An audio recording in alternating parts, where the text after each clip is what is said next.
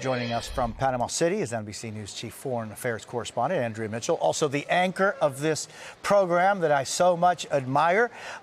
Andrea, there's one thing that I think that is unusual among all the different aspects of how unusual this thing is that the focus is now back on Panama, an area of the world that nobody focuses on traditionally, and the Chinese regime's control or support of areas like the Panama Canal. What's the reality there? The reality is very, very different, Jose. And what's so strange about this is that Panama is one of the U.S.'s closest allies here in the region. As you know so well, Panama was the first country in the region to sign a migration agreement with the U.S. They started accepting flights of deportees into Panama.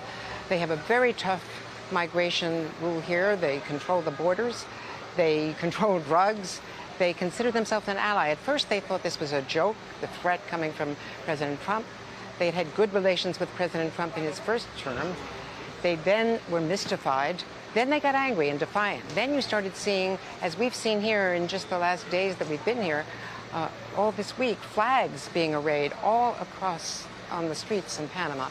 It's not, a big holiday here. It's in defiance of the U.S. and of Marco Rubio's incoming visit tomorrow when he arrives here.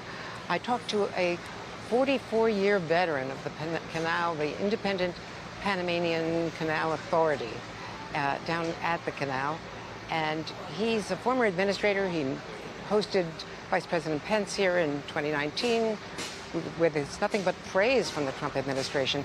Here's what he told me yesterday. I think there are opportunities to shift the focus or the way the talks are. Instead of bringing in the hammer, extend the hand. And I think we'll get much further than where we are now, because the canal will not go back to the United States.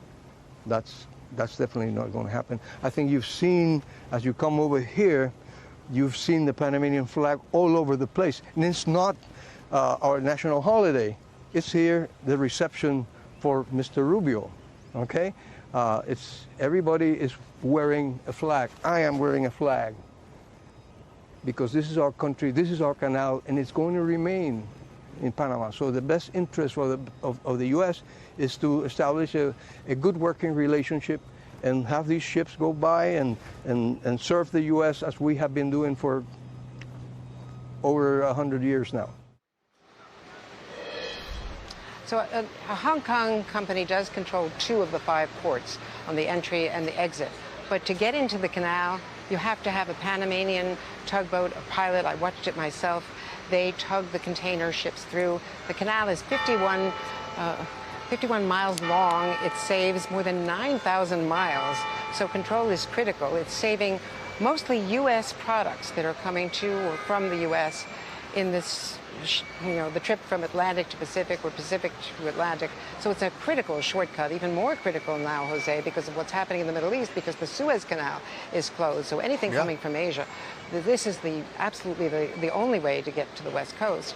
And as I say, they are absolutely firm that it has been independent. It's been independent for decades. It is run by an independent Panamanian authority that is viewed by economists all over the world as one of the most non-corrupt, independent authorities in the entire region. And they say they intend to remain that way, no matter what the threats from the U.S. As we've seen Colombia buckle under pressure from the U.S. from tariffs. So we don't know what's going to happen. That's why we'll be here this weekend as Marco Rubio makes his first visit here. It's a critical, critical moment in U.S. foreign policy. And it's his first trip. Andrea Mitchell, marking Latin America as a new priority, Jose. It is, and you're in the Casco Antiguo, the old part of Panama City. Gosh, is that not like one of the most beautiful places right by the water? Absolutely. It's incredible. And Andrea, although there is the issue, look at these. Thank you for showing these pictures. I mean, this is the center of the old part of Panama City. And Andrea, I was there, as I'm sure you know, when the United States invaded Panama to liberate it from Manuel Antonio Noriega. The Americans have been there and they have extraordinary influence over that. But those two companies that are Hong Kong based, i.e., Chinese regime funded and financed, that they are there is of concern, not only, I think, to the United States, but to the entire world. And there's also a Taiwan company that owns one of the ports, the U.S. another. They operate the ports that unload and offload the containers. They don't control the canal.